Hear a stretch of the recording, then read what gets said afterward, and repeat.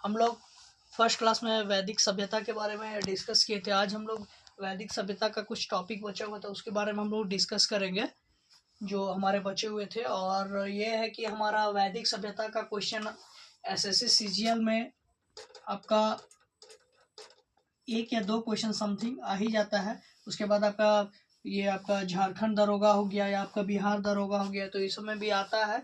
ये आपका GK GS का क्वेश्चन है। तो वैदिक सभ्यता जो था, ऋग्वेद संहिता की रचना जो थे ऋग्वैदिक काल में हुआ था। जो ऋग्वेद संहिता की जो रचना था वो ऋग्वेद काल में ही हुआ था। 1400 BC में जो है वोगजकोई अभिलेख थे। कौन थे? वोगजकोई अभिलेख। ऋग्वेद में 4 प्रमुख देवता थे।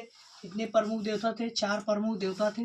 पहला जो थे हमारे इंद्र थे, दूसरा जो हमारे थे वरुण थे, और तीसरा जो हमारे थे वो मित्र थे, और चौथा जो हमारे थे नात्स्य थे, है ना।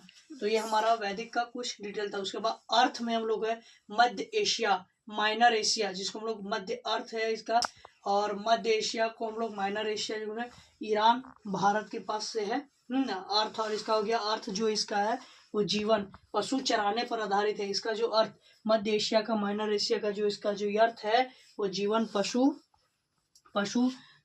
पशु चराने पर आधारित है। और उसके बाद वैदिक सभ्यता में यह है कि ग्रामीण सभ्यता था। वैदिक सभ्यता जो था वो ग्रामीण सभ्यता था। उसके बाद एक और नोट करके आप अपने नोट्स में जरूर लिखेंगे कि ऋग्वैदिक की तुलना जो हुआ था, ऋग्वेद का जो तुलना हुआ था ईरानी ग्रंथ जो है एवेस्टा से की गई थी। किससे की गई थी? एवेस्टा से की गई थी। हमारा वेरी वेरी इम्पोर्टेंट हमारा टॉपिक है ये, इस पर तो ज़्यादा फोकस करें कि ऋग्वेद की तुलना ईरानी जो है ग्रंथ एवेस्टा से की गई थी। और ये ऋग्वेद में 4 प्रमुख देवता थे। ये याद करने के लिए बहुत जरूरी है क्योंकि ये सब बेसिक पॉइंट है, ठीक है। उसके बाद हम लोग आर्यों का निवास स्थान नेक्स्ट वीडियो में हम लोग डिस्कस करेंगे।